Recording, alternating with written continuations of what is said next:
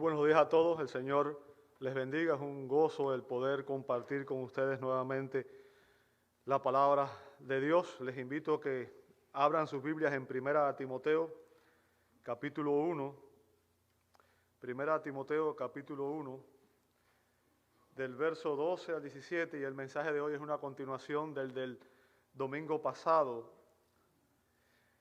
en el que el apóstol Pablo, inspirado por el Espíritu Santo, da gracias a Dios, da una muestra de gratitud a Dios por su gracia. ¿Ok? Ese es el resumen, el mensaje central, es una gratitud a Dios por su gracia, por lo que hace a favor de nosotros los pecadores, ¿verdad? 1 Timoteo capítulo 1, versos 12 al 17, dice así la Sagrada Escritura: doy gracias a Cristo Jesús nuestro Señor, que me ha fortalecido porque me tuvo por fiel poniéndome en el ministerio, aun habiendo sido yo antes blasfemo, perseguidor y agresor. Sin embargo, se me mostró misericordia porque lo hice por ignorancia en mi incredulidad. Pero la gracia de nuestro Señor fue más abundante con la fe y el amor que se hallan en Cristo Jesús. Palabra fiel y digna de ser aceptada por todos. Cristo Jesús vino al mundo para salvar a los pecadores, entre los cuales yo soy el primero. Sin embargo, por esto hallé misericordia para que en mí, como el primero, Jesucristo demostrara toda su paciencia como un ejemplo para los que habían de creer en Él para vida eterna. Por tanto, al Rey eterno, inmortal, invisible, único Dios, a Él sea honor y gloria por los siglos de los siglos. Amén. Amado Dios, damos gloria a tu nombre, porque tú eres digno, Señor. No hay nadie como tú eres el único Dios vivo y verdadero. Y es por eso, Señor, que hoy estamos aquí en reconocimiento de lo que tú has hecho por nosotros. Padre, gracias por la oportunidad de poder analizar, Señor, este mensaje que tu palabra tiene para nosotros, y rogamos que el Espíritu Santo sea el Maestro que nos ilumine y nos lleve a la verdad, nos guíe a toda verdad, Señor, y que aplique el mensaje para que podamos ser transformados por Él. Lo pedimos en el nombre de Jesús y damos gloria. Amén, amén y amén. Pueden tomar sus asientos. Muchas gracias a todos.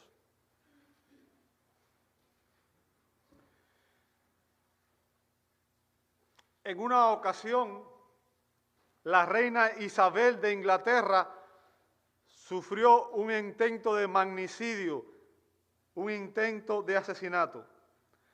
La mujer que pretendía darle muerte se escondió en el tocador de la reina, esperando el momento conveniente para utilizar un puñal que llevaba escondido. Lo que esta mujer no sabía era que la guardia de la reina obviamente revisaba cada habitación en la cual ella iba a entrar antes de que la reina utilizara esa habitación.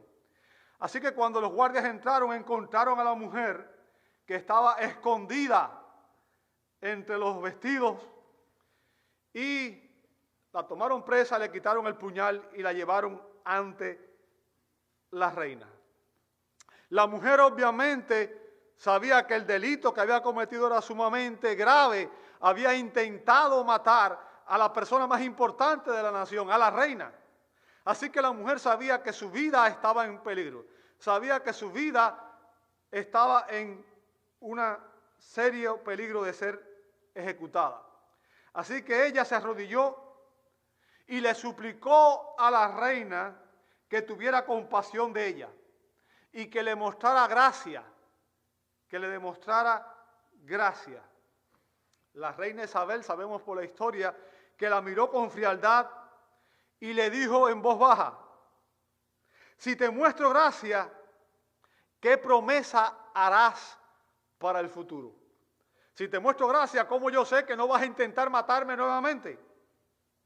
La mujer le respondió: la gracia que contiene condiciones no es gracia en absoluto.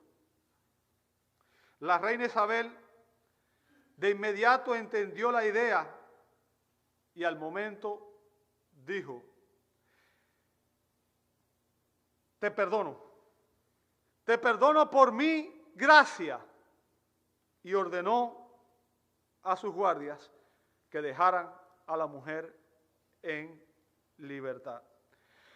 El punto que quiero que entiendan es que al final la historia cuenta que esta mujer que había intentado asesinar a la reina, luego se convirtió en su más fiel sirviente, una devota sirviente de la reina, y dedicó el resto de su vida a servir a la reina Isabel. Y fue exactamente esto lo que sucedió con el apóstol Pablo, que de ser un enemigo de Jesucristo y de su iglesia, de ser un perseguidor de Cristo, cuando Cristo le apareció en el camino de Damasco y lo perdonó, Pablo se convirtió en el más fiel siervo de Jesucristo. Y en estos versos tenemos el testimonio precisamente de este hombre, un hombre que persiguió a Cristo y al que Dios transformó, y a través de su testimonio el apóstol Pablo da 5 enseñanzas referente a la gracia de Dios, 5 enseñanzas referente a la gracia de Dios. ¿Y cuáles son esas enseñanzas? Bueno, Pablo nos enseñó en primer lugar la fuente de la gracia, ¿verdad? En el verso 12, fíjense que Pablo da gracias a Cristo. A Cristo, ¿por qué? Porque Cristo es el dispensador de la gracia. Dios nos muestra su gracia en Cristo. Él vino a morir por nosotros. En otras palabras, el castigo que merecíamos usted y yo por ser pecadores fue puesto sobre Cristo. Él tomó nuestro lugar. Él es el dispensador o la fuente de la gracia. En segundo lugar, Pablo nos enseña la necesidad de la gracia en el verso 13. O sea, todos nosotros estábamos en la condición de esa mujer. Todos nosotros estábamos en rebeldía contra Dios y estábamos en enemistad con Dios y por tanto merecíamos el castigo de Dios. Y es por eso que todos necesitábamos la gracia de Dios, porque éramos sus enemigos, éramos rebeldes, éramos pecadores. Bien, así que eso nos lleva a la necesidad de la gracia en el verso 13. Y hoy vamos a obviamente empezar a ver el tercer punto, que ahí nos quedamos la semana pasada, en la sobreabundancia de la gracia en el verso 14. Esos 2 puntos que mencioné anteriormente fue lo que vimos la semana pasada. Si usted no estuvo aquí, le exhorto a que lo vea en la página de Facebook de la iglesia, ¿verdad? O en YouTube. Verso 14 nos habla de la sobreabundancia de la gracia. Dice el apóstol Pablo, pero la gracia de nuestro Señor fue más abundante. Fíjense, y este verso constituye el clímax de este pasaje. O sea, empieza aquí la idea central, la cohesión de este pasaje, ¿verdad? Fíjense, para Pablo incluso la palabra abundante no era suficiente. O sea, cuando uno dice algo que es abundante, sabe que es una gran cantidad, ¿verdad? Pero a Pablo le parecía que la palabra abundante no era suficiente para expresar lo que él quería comunicar. No era suficientemente grande para dar la idea de lo que él quería comunicar. O sea, para Pablo, abundante no era suficiente para expresar la inmensa gratitud que él sentía por la gracia que Dios le había dispensado en Cristo. Bien, al apóstol le gustaba mucho utilizar el prefijo griego huper, que significa una cantidad sumamente abundante o sobreabundante. Así que la expresión, cuando Pablo dice la gracia de nuestro Señor fue más que abundante, el término griego que usa ahí, literalmente la traducción de la expresión fue más que abundante, es huperplionaxo, un término griego, huperplionaxo, que significa que la gracia de Dios había sido sobreabundante, mucho más que abundante para él. O sea, su énfasis está en la inmensa transformación que se produjo en su vida, en lo que Dios obró, en cómo Dios cambió su vida, cómo Dios en su gracia lo transformó en una persona totalmente diferente de lo que él había sido. Pablo fue transformado como resultado de la manifestación en su vida de la sobreabundante gracia de Dios. A eso se debió su salvación, a la sobreabundante gracia de Cristo. Y esa gracia había transformado a un criminal en un cristiano, de un perseguidor a un pastor y de un enemigo a un esclavo de Cristo. Note si el cambio no fue drástico, ¿verdad? De un criminal a un cristiano, de un perseguidor de Cristo a un pastor de Cristo, de un enemigo de Cristo a un esclavo de Cristo. ¡Qué transformación tan increíble! ¿Sabe? En ocasiones escucho a personas hablar de su testimonio personal. Personas que dicen que son cristianas. Y hablan de su vida anterior o de lo que debía ser su vida antes de Cristo con cierta añoranza. Yo viví una buena vida antes de estar en Cristo. Como que se sienten orgullosos de su pasado. Y sabe, cuando yo escucho eso, para mí me resulta alarmante. Porque de cierta manera me recuerda a lo que pasaba con los israelitas, que después de haber sido librados por Dios de la esclavitud en Egipto, donde lo estaban esclavizando literalmente, los tenían trabajando, haciendo ladrillos para producir ciudades y le daban látigo, apenas le daban alimento. Cuando Dios los libertó y empezaron a enfrentar dificultades en el desierto, empezaron a decir, ¿quién estuviera de nuevo en Egipto? ¿Quién estuviera de nuevo allí para poder comer un poco de carne? O sea, esa gente cambiaba su libertad por un poco de carne. Bien. Déjame decirte, cada vez que en la Escritura Pablo menciona su pasado, Pablo no estaba orgulloso de su pasado. Ningún pecador debe estar orgulloso de ser un pecador. No deberíamos estarlo. La única razón por la que Pablo menciona aquí su pasado, su testimonio, fue para demostrar cómo la gracia de Dios lo había transformado. Para poner de evidencia y que fuera claro a todo el mundo el poder ilimitado que tiene la gracia de Dios en Jesucristo. Y Pablo nos da una medida de la incomparable poder y suficiencia de la gracia de Dios en Cristo. Fíjense que él dijo en Romanos 5:20 que donde el pecado abundó, ¿qué fue lo que ocurrió con la gracia? Sobreabundó la gracia. O sea, la gracia fue, ¿qué cosa? Más abundante que el pecado. Y para que la gracia sea más abundante que el pecado, tiene que ser poderosa. Porque mire que nosotros pecamos, ¿cierto? Mire que hay pecado en este mundo. Sin embargo, Pablo dice, ¿sabes qué? El pecado tiene control. ¿Sabe que el pecado controla a los pecadores? ¿Sabe? La Biblia dice que toda persona nace siendo esclavo del pecado. Y a veces no nos damos cuenta de eso. Pero el pecado nos controla, nos domina.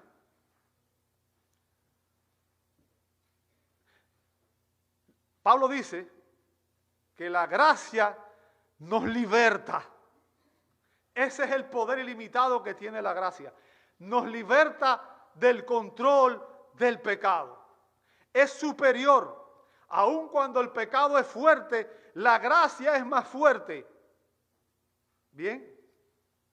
La gracia de Dios supera con creces incluso los pecados más horrendos que una persona pueda cometer. No importa cuál haya sido nuestro pasado, en Cristo todo ese pasado puede ser transformado y Dios puede convertirnos en una nueva criatura, en una nueva persona. Y cuando Dios obra en nosotros, fíjense, Pablo describe esa transformación con la frase, con la fe y el amor que se hallan en Cristo Jesús. ¿Lo ve ahí? Con la fe y el amor, estoy en el verso 14, ¿bien? Con la fe y el amor que se hallan en Cristo Jesús. O sea, estos dos términos, fe y amor, indican el efecto de la gracia en el corazón y la vida de Pablo, pero no solamente en la vida de Pablo, sino en la vida de todo creyente genuino. ¿Bien?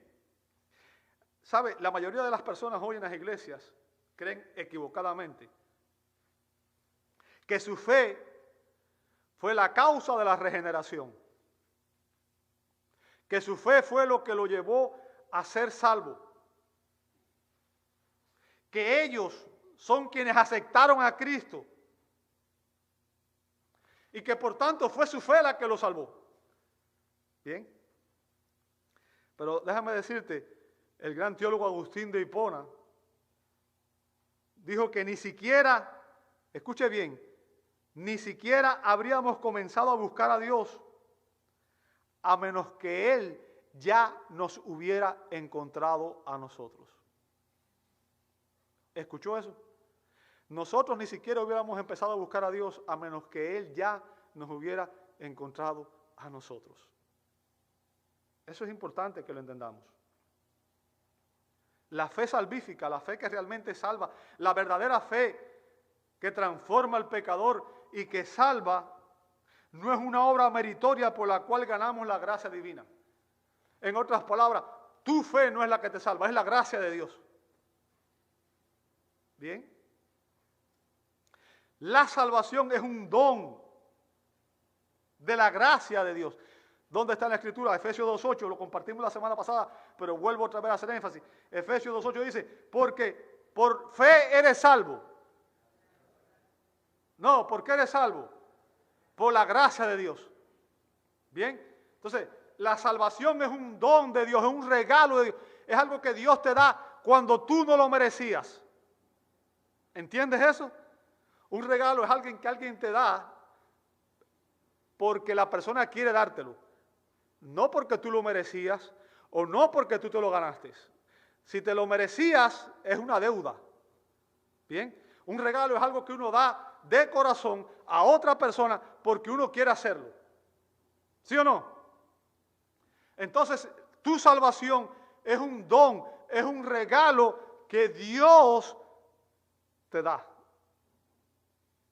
Hasta ahí me seguiste, ¿cierto? Y tu fe es simplemente la mano que se extiende para tomar ese regalo y hacerlo tuyo.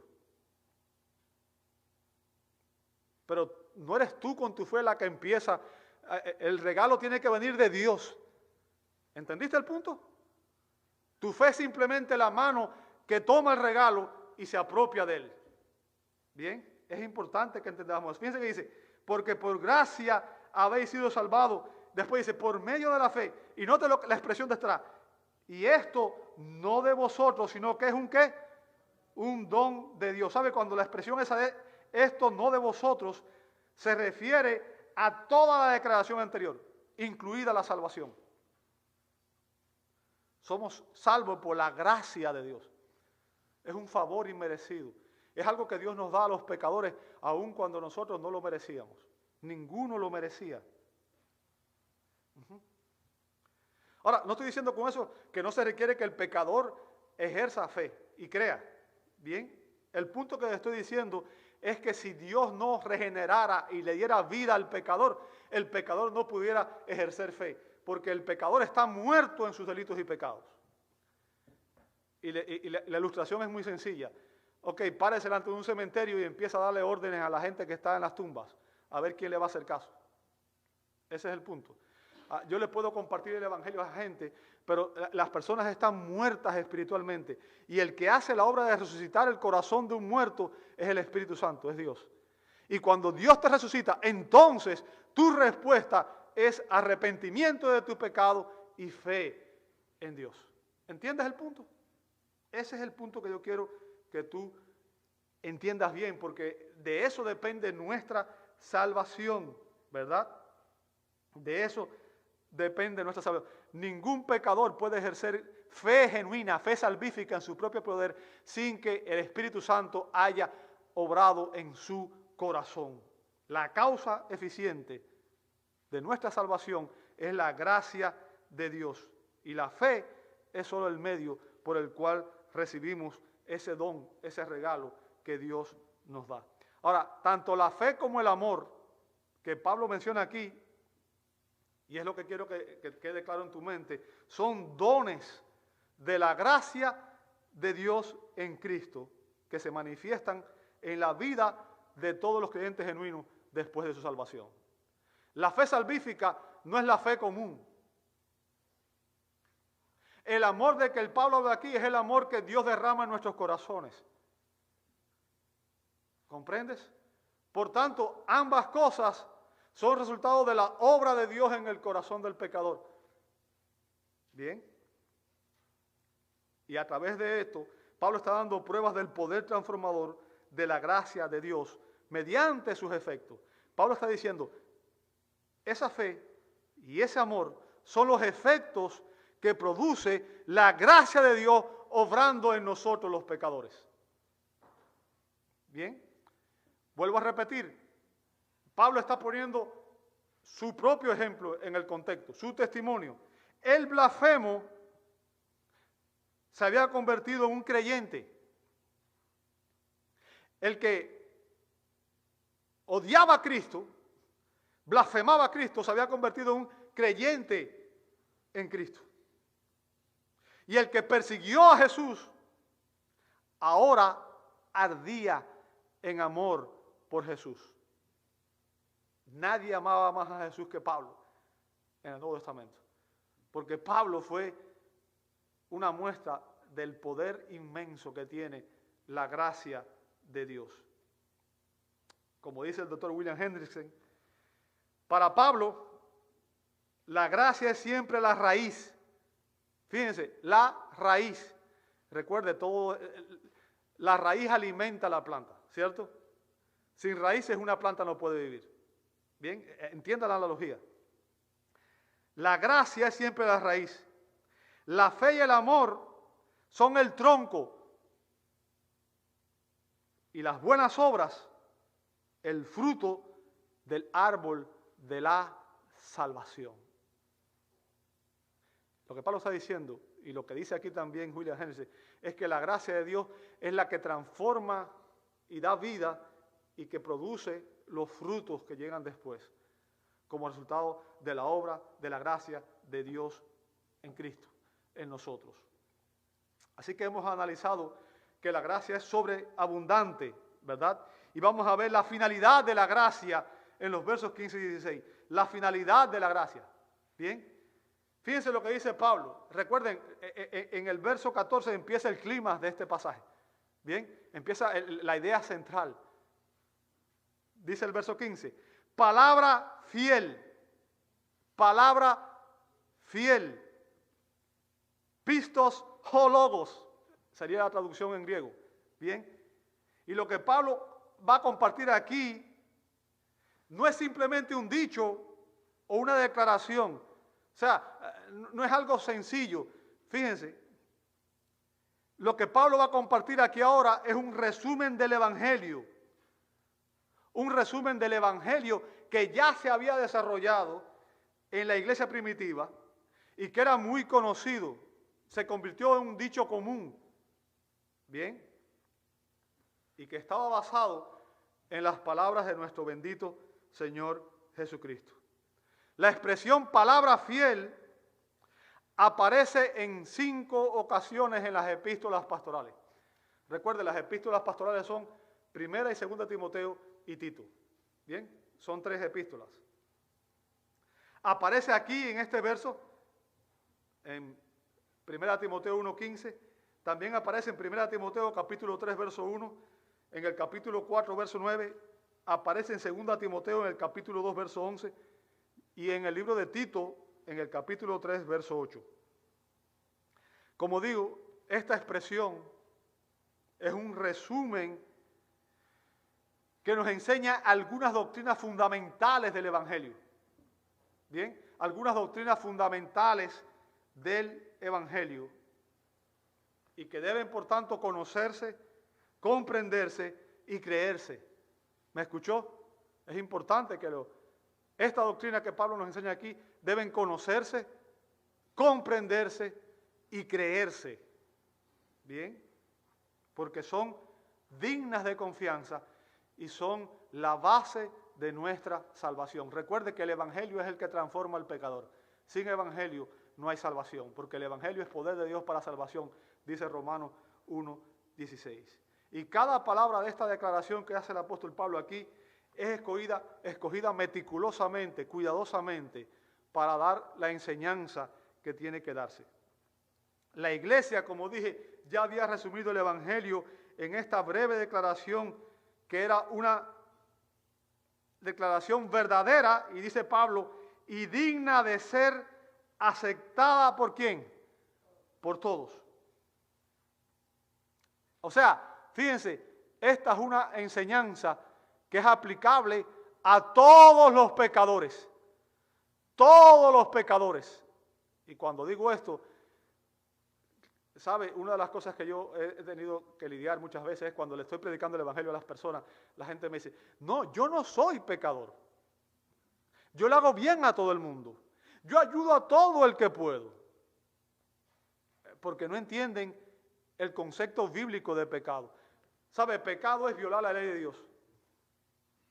La Biblia dice que no debemos mentir, no debemos robar, no debemos adulterar, no debemos matar a nadie. O sea, ahora yo quiero que usted me diga, ¿alguna vez ha mentido? ¿Sí o no? Una vez, ¿cierto? Aunque sea una vez ha mentido. Y se dice que no, ya me dijo mentira, ¿cierto? Entonces todos hemos mentido en alguna vez. Y sabe que la Biblia dice que si una vez nosotros fallamos, ya somos culpables ante la ley. Y ya ese pecado nos hace culpables y nos merece el castigo eterno. Por tanto, usted y yo merecíamos el castigo eterno. Y todo el mundo, porque todos hemos mentido en algún momento. Todos hemos tomado a alguien de alguien en algún momento. Todos hemos hecho, de alguna manera hemos violado la ley de Dios. Bien, es importante que entendamos eso. Esta declaración es una verdad que es aplicable a todos los pecadores. ¿Y quiénes somos pecadores? Toda persona nace en pecado. Todos somos pecadores.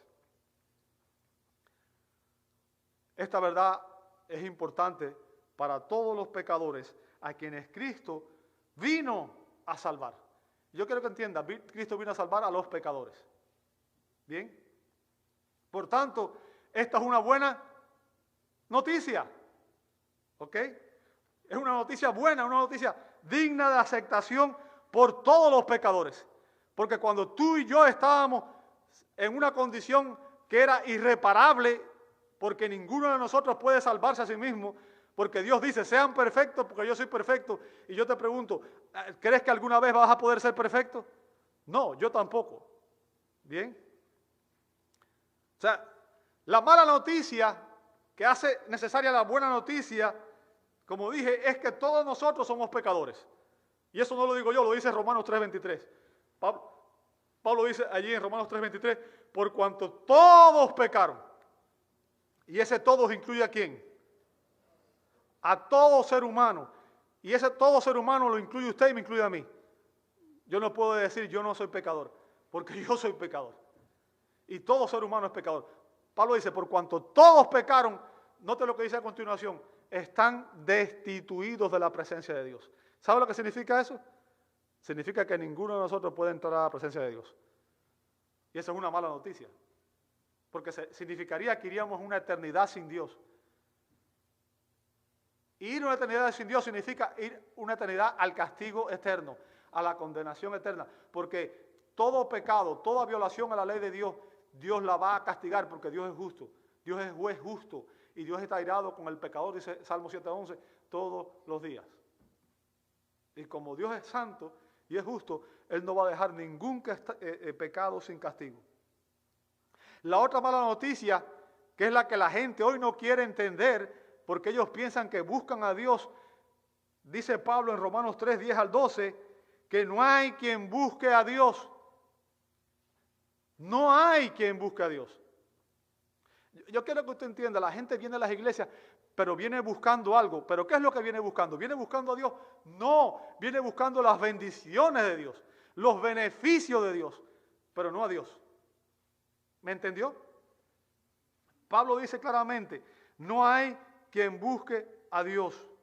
No hay quien haga lo bueno. O sea, no hay quien haga las obras justas por la motivación correcta. Eso no significa que un pecador no haga cosas buenas, pero el problema es que la motivación detrás de las cosas buenas que hacemos siempre está manchada por el pecado. Ese es el punto. ¿Bien? Y fíjense lo que dice al final. No hay ni siquiera cuántos.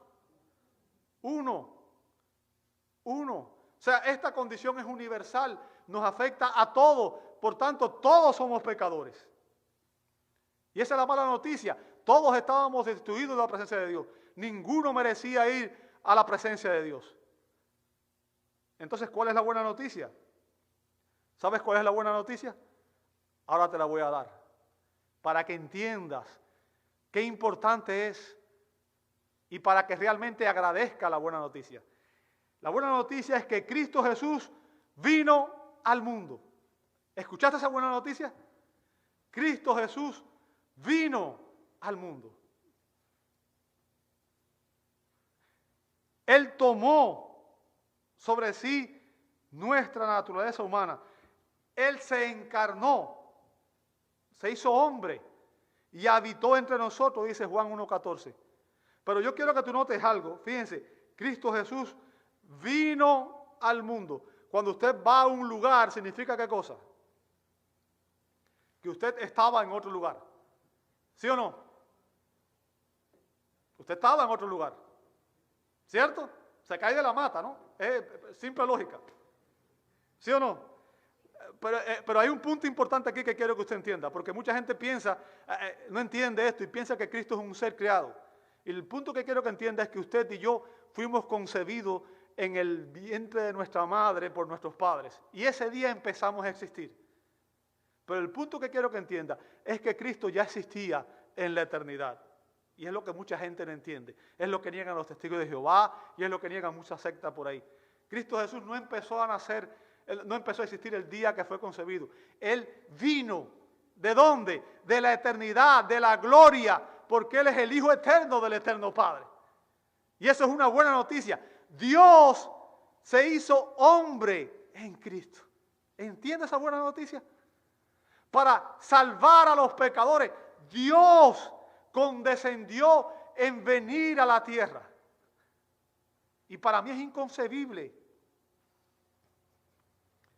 Esta expresión alude no solo a su encarnación, sino también a su preexistencia. Él vino, Él ya existía. Él es eternamente. ¿Bien?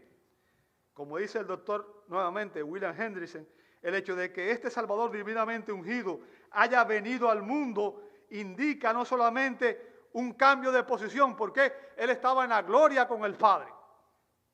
Así que hay un cambio de posición, un descenso de un lugar a otro, o sea, del cielo a la tierra, sino un cambio de estado y de entorno espiritual y moral. Imagínense, Él estaba en gloria con el Padre, donde hay perfecto amor, perfecta armonía, donde hay santidad perfecta, y Él vino a la tierra donde estamos los pecadores, donde está la corrupción. ¿Bien? Y por eso implica el supremo sacrificio, la culminación de la gracia condescendiente. Cristo estuvo dispuesto a descender desde el alcance infinito del eterno deleite en la presencia misma de su Padre a la profundidad cada vez mayor en la esfera del pecado y la miseria. La venida al mundo incluye la encarnación, los sufrimientos y la muerte de Cristo. Imagínense, de estar en un lugar perfecto, a venir a estar en un lugar imperfecto, de tener una vida perfecta, santa, justa, y no tener relación con el pecado, a venir a relacionarse con gente pecadora. ¿Sabe? Cuando usa aquí, vino al mundo, el término mundo, se refiere a la humanidad caída. Por eso Santiago dice que no debemos tener amistad con el mundo. ¿Entiende eso? Amistad con el mundo. ¿Por qué? Porque las personas en el mundo viven acorde a los deseos de la carne. Y ya expliqué que todos nosotros somos por naturaleza pecadores y que somos esclavos del pecado. O sea, viven para satisfacer sus propios apetitos, su lujuria, su pecado. ¿Bien? Así que cuando se habla del mundo, se refiere a la humanidad caída, ciega, perdida, rebelde y condenada al infierno por su enemistad hacia Dios. Y déjeme decirle, todos nosotros formábamos parte de ese grupo. Todos nosotros éramos parte de ese grupo. Eso es lo que dice Efesios capítulo 2, 1 al 3. Todos estábamos ahí. Todos éramos indigentes. Ninguno era digno de entrar al banquete celestial. Ninguno de nosotros era digno. Los incrédulos son enemigos de Dios, declarados, amados. Eso es lo que enseña la Escritura en muchos pasajes. Lucas 19, 27, Romanos 5, 10, Romanos 8, 5 al 7, 1 Corintios 15, 25. Enemigos de Dios. ¿Por qué? Porque queremos ser nuestros propios dioses y queremos hacer las cosas a nuestra manera, nuestras cosas y guiarnos a nosotros mismos, ser nuestros propios dioses. Es lo que queremos. Hablando de la condición humana, Thomas Boston afirmó lo siguiente: ciertamente la corrupción está arraigada en nuestro corazón, entretejida en nuestra naturaleza, se ha hundido profundamente en nuestra alma y solo podrá ser removida mediante un milagro de la gracia. Solo la gracia de Dios podía transformar a un pecador en un santo. ¿Con qué propósito vino Jesús al mundo? ¿Cuál fue el propósito por el cual Cristo vino al mundo? Aquí lo dice clarito. Él vino para salvar ¿a quiénes? A los pecadores. ¿Lo ve ahí conmigo? Él vino a salvar a los pecadores. Y como dije, este es un resumen del Evangelio. O sea, este dicho fiel que Pablo está mencionando aquí se basó en declaraciones que hizo nuestro bendito Señor Jesucristo. Por ejemplo, en Mateo 9:13, la última parte del verso 13 dice: porque no he venido a llamar ¿a quiénes? A justos, sino a pecadores. O sea, no he venido a llamar a justos, sino a pecadores. Y yo te hago una pregunta: ¿eres justo? ¿Sabe lo que dice Romanos 3? No hay justo ni aun uno. Pero lamentablemente, como dije, los pecadores dicen: no, yo no soy pecador, yo soy justo. La Biblia dice que no hay un justo. Jesús dice: yo no vine a llamar a justos, yo vine a llamar ¿a quiénes? A pecadores. ¿Qué significa? Para que puedas ser salvo, tienes que reconocer que no eres justo. ¿Que eres qué cosa? Tienes que admitirlo, tienes que reconocer: yo soy un pecador. ¿Entendiste eso? Si no entiendes eso, no puedes ser salvo. Mientras tú creas que eres justo, Dios no está hablando en ti. Lucas 19:10 dice: porque el Hijo del Hombre ha venido, ¿a qué vino? A buscar y a salvar lo que se había perdido. Yo quiero que te entiendas, tú y yo y todo ser humano estaba perdido. Y no fue que nosotros fuimos a buscar a Dios, fue que Dios se descendió del cielo y vino a buscarnos y a salvarnos.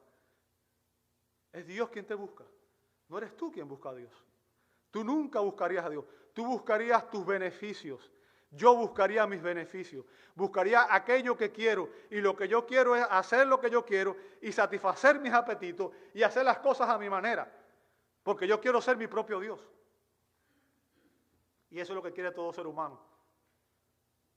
Y por eso nos rebelamos contra Dios. Pero Jesús dice: mientras estés en esa condición, estás perdido. Yo vine a buscar los que reconocen que están en pecado. Él vino a buscar a los que estábamos perdidos. Y ahí estabas tú y ahí estaba yo. Estábamos perdidos sin Cristo. ¿Entiende eso? Hasta que una persona no reconoce que está perdida, significa que está camino al infierno. Porque a ti te parece que tu vida es muy buena sin Cristo, pero yo quiero que te entiendas, la Biblia dice que hay caminos que al hombre le parecen derechos, pero su fin es camino de muerte.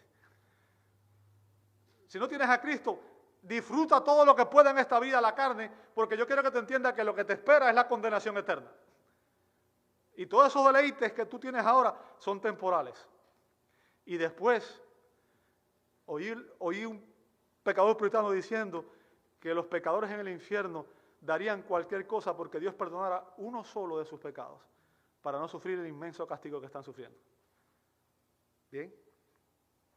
Así que esta declaración explica el propósito de la encarnación de nuestro Señor Jesucristo.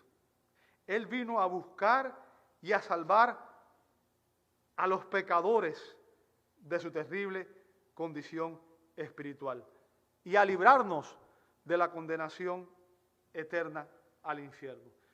En esto no debe haber ninguna duda, ningún malentendido. Si usted no ha entendido esto, no ha entendido el Evangelio. Bien.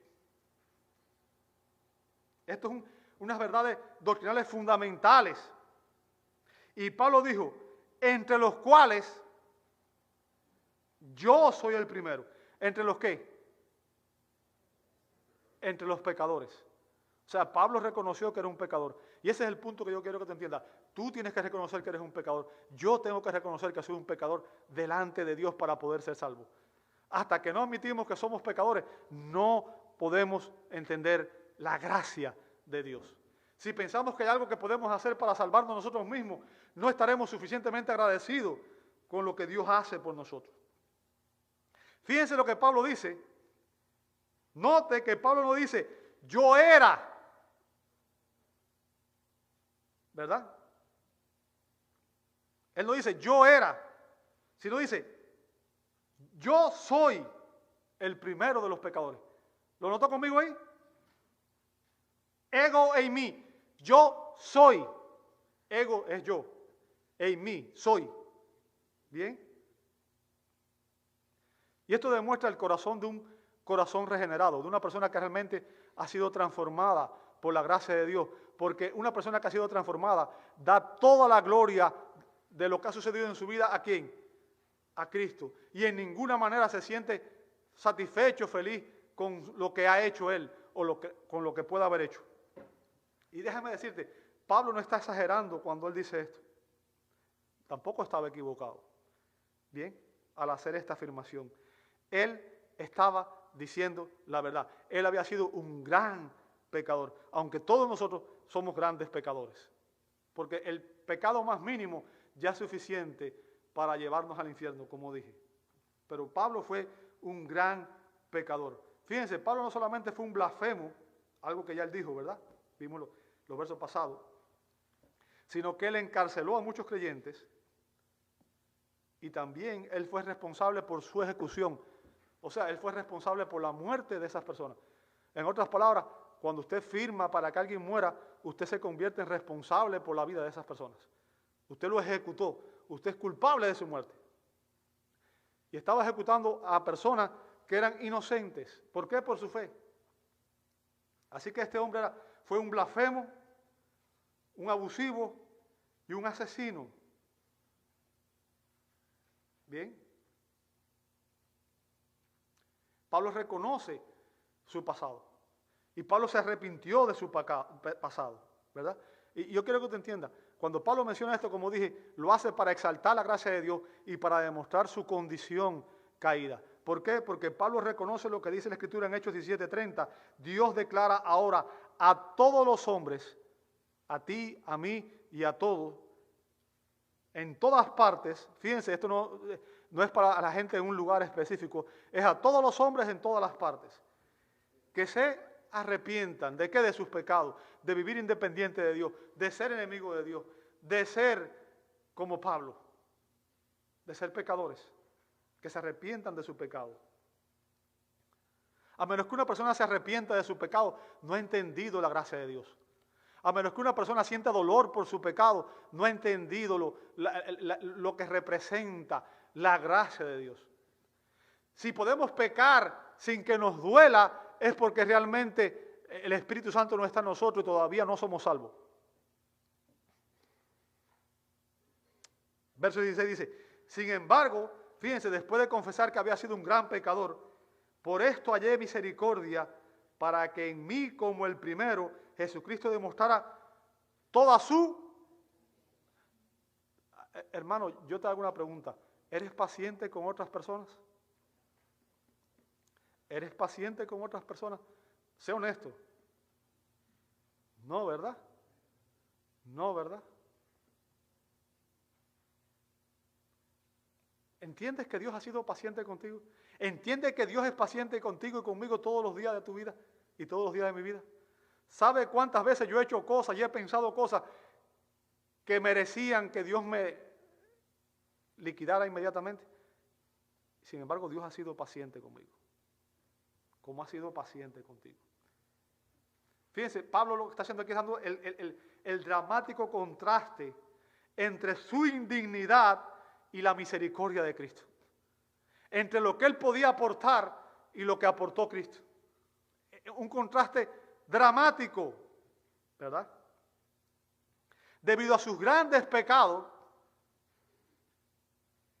debido a sus pecados del pasado, Pablo sabía que él no merecía el perdón.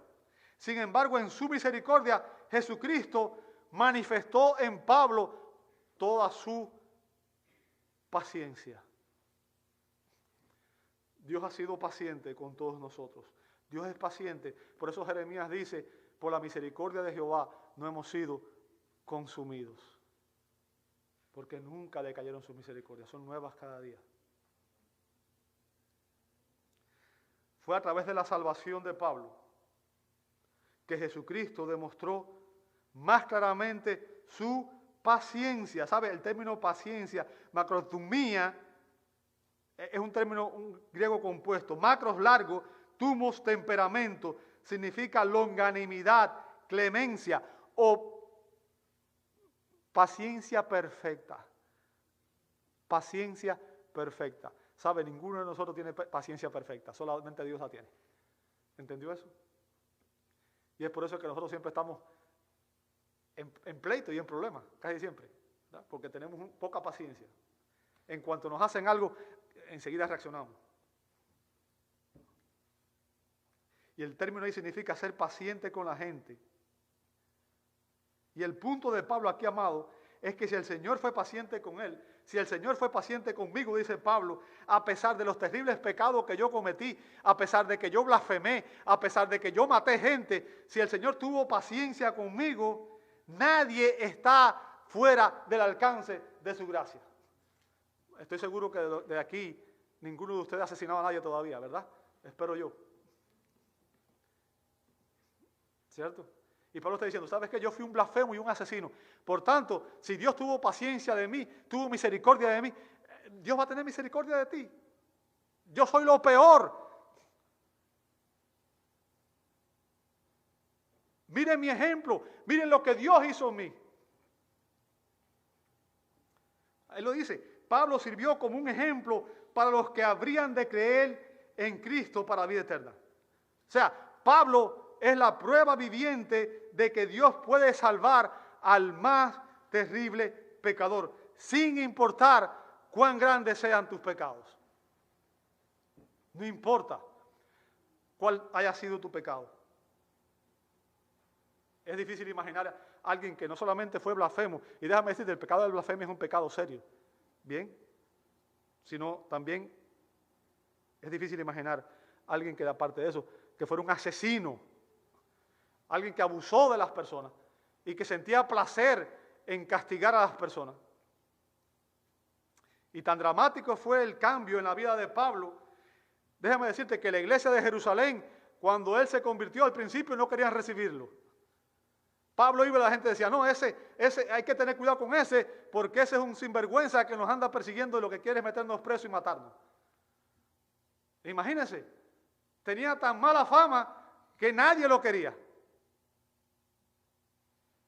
Precisamente eso es la grandeza del Evangelio. Dios toma a la gente que el mundo desecha y las convierte en personas de valor para Él. Lo que es desechable para el mundo, aquellos que creen que son sabios, que son fuertes, que son poderosos, que son importantes, esos son, a los ojos de Dios no tienen ningún valor, porque el que se exalta a sí mismo va a ser humillado. A los ojos de Dios, el que se humilla, el que reconoce que es un pecador, el que reconoce que no tiene méritos para alcanzar a Dios, el que reconoce que está perdido, ese es al que Dios va a exaltar. A lo débil, a lo vil, a lo menospreciado, es a lo que Dios llama y exalta para manifestar su poder, su gloria transformadora.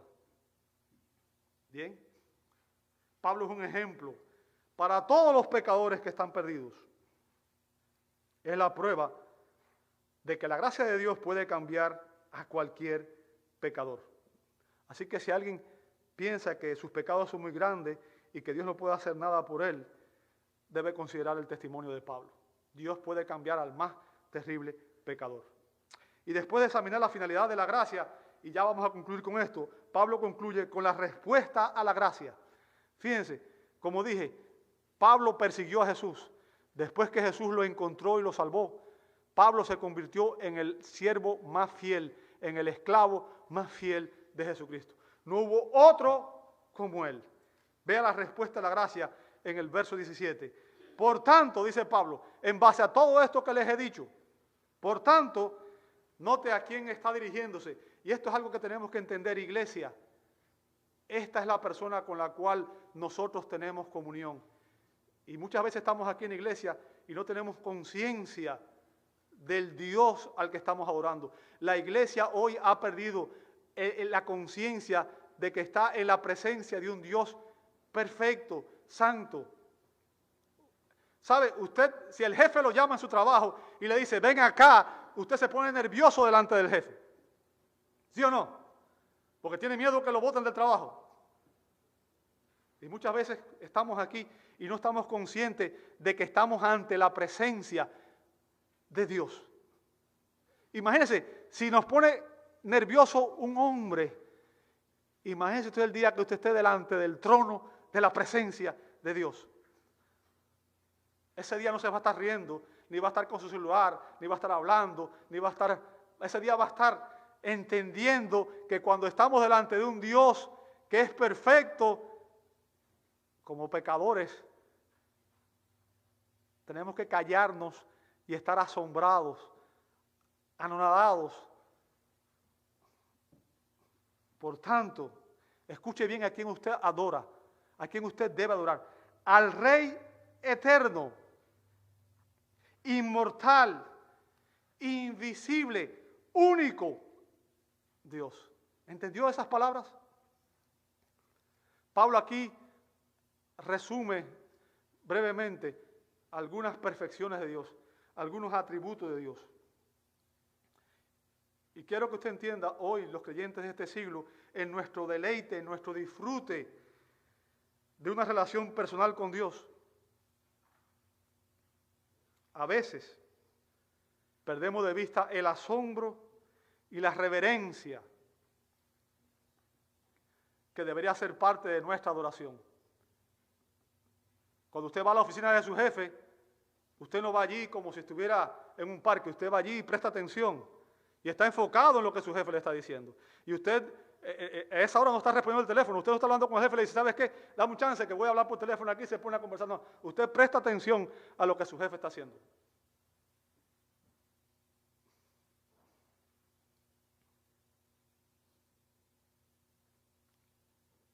Deberíamos estar asombrados de que personas como nosotros, simples hombres pecadores, pudiéramos tener comunión con un Dios que es perfecto.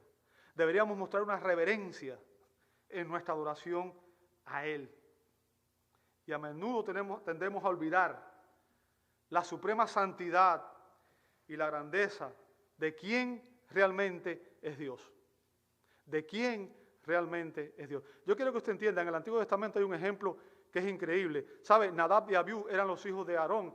eran sumos sacerdotes. ¿Sabe lo que hacía un sumo sacerdote? Era la persona que ayudaba a las personas a tener comunión con Dios. Era la persona que intercedía ante Dios por el pueblo, ¿verdad? Y estos dos jóvenes, que eran sacerdotes, se presentaron a Dios con fuego extraño y Dios los consumió. ¿Sabe por qué? Dios no tolera una adoración falsa. Dios espera que usted y yo lo adoremos en espíritu y en verdad, y que lo adoremos con reverencia, con devoción, con amor, con entrega. Que cuando usted esté en adoración a Dios, usted entienda que está adorando a un Dios que es santo.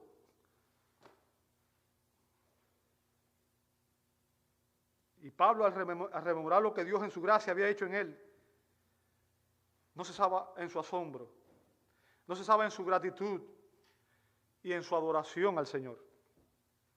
Y él comenzó este pasaje con una acción de gracia diciendo, doy gracias a Dios. Y lo concluye con una doxología dirigida al Rey eterno. O sea, Dios no tiene principio, no tiene fin. Él existe fuera del tiempo, aunque actúa en el tiempo.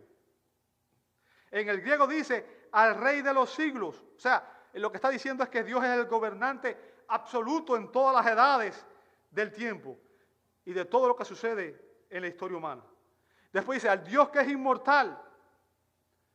O sea, Dios no está sujeto a corrupción, a decadencia. Él es imperecedero, Él no muere. E invisible. Juan 4:24 nos dice que Dios es espíritu. No podemos ver a Dios. Y debido a que Dios es invisible, solo puede ser conocido por su autorrevelación. Dios es conocido por la Escritura y por su Hijo Jesucristo. ¿Bien? La Escritura nos enseña que Él es fíjense lo que dice después, el único Dios.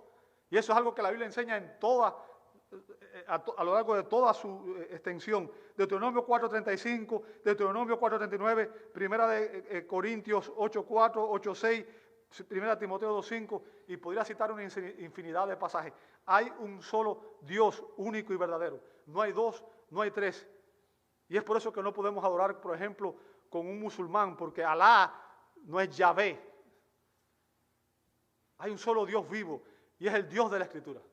Es el Dios de Abraham, Isaac y Jacob. Es el Dios y Padre de nuestro Señor Jesucristo. Es nuestro Señor Jesucristo. Es el Espíritu Santo. Es a Él a quien adoramos.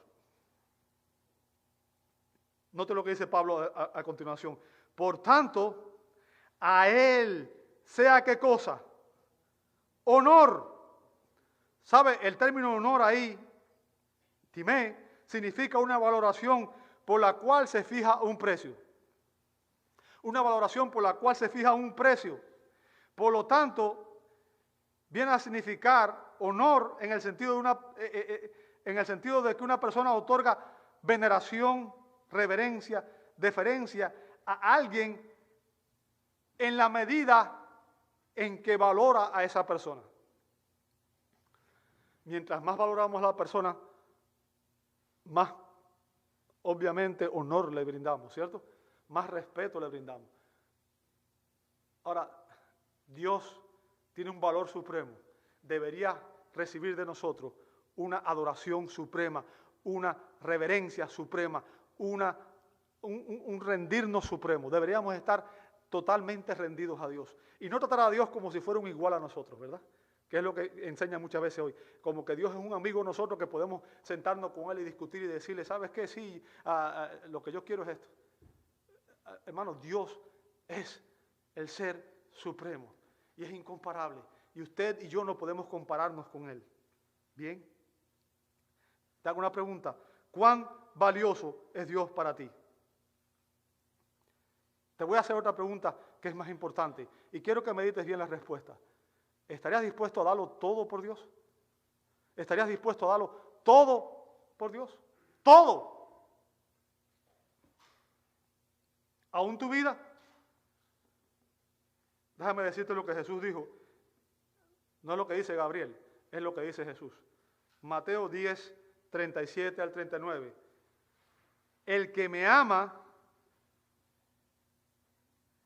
al Padre, el que ama al padre o a la madre más que a mí, dice Jesús, no es digno de mí. Y el que ama al hijo o a la hija más que a mí, no es digno de mí. Y el que no toma su cruz y sigue en pos de mí, no es digno de mí. El que ha hallado su vida, la perderá. Y el que ha perdido su vida, por mi causa, la hallará.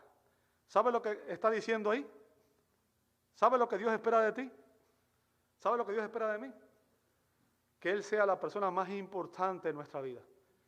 Y que estemos dispuestos a renunciar a todo y a todos por Él. Aún a nuestra familia. Jesús sabía que algunos hijos se iban a enfrentar a los padres, ¿verdad? Porque los enemigos del hombre, dijo Jesús, estarían en su propia casa. Algunos discípulos de Cristo son odiados por su familia, por el testimonio de Cristo. Y déjame decirte, esto puede ser parte del costo del discipulado, el costo de ser un seguidor fiel de Cristo. Un verdadero discípulo de Cristo, y ya con esto voy a terminar, debe tomar la cruz, dijo Jesús, y seguirme. O sea, debe estar dispuesto a morir, dijo Jesús en Mateo 16, 24. Por tanto, debemos dar a Dios, dice Pablo, honor y gloria por los siglos de los siglos. Amén. Solo Dios es digno de recibir toda la gratitud, toda la reverencia y toda la alabanza por habernos salvado de manera soberana. Mi pregunta es, y con esto ya concluyo, ¿sientes tú esa gratitud? ¿Estás agradecido a Dios por su gracia, por lo que Él ha hecho en tu vida? ¿Agradecemos a Dios por su gracia? ¿Cómo no estar agradecido con aquel que vino a buscarme y a salvarme y a darme vida eterna? Te invito a orar. Padre, agradecemos tu gracia en Cristo. Te damos gloria, Señor, por lo que eres capaz y estás dispuesto a hacer en la vida de los pecadores, aquellos que se arrepienten. Oh, qué gracia, qué poder transformador. Padre, que no haya nadie en este lugar que no haya conocido esa gracia, que no esté, Señor, hoy siendo tocado por tu Espíritu. Que sea transformado, Señor, por su poder. Señor, ayúdanos a sentir gratitud por la gracia que tú nos has mostrado. Llena, Señor, nuestros corazones como el de Pablo, con cantos de gratitud y de reconocimiento, de alabanza, Señor, a ti, por el amor que tú nos has demostrado en Cristo, Señor. Y si hay aquí alguna persona que aún no ha recibido a Jesucristo como Señor y Salvador, si aún no ha recibido la gracia salvífica, Padre, hazle comprender que está en un estado peligroso, que si muriera hoy, iría al castigo eterno, a una eterna separación de Dios. Señor, obra en su corazón y que comprenda que Cristo vino al mundo a salvar a los pecadores y que si se arrepiente de sus pecados y recibe a Cristo por la fe, se convertirá en un hijo o una hija de Dios. Y aquellos que somos cristianos, Señor, perdónanos por muchas veces ser indiferentes, por no ser reverentes y por no tener continuamente una actitud de gratitud al recordar cómo tú nos transformaste y nos sacaste del pecado y nos hiciste nuevas criaturas. Ayúdanos, Señor, a vivir como Pablo, con una continua acción de gracia. En tu nombre oramos. Amén y amén.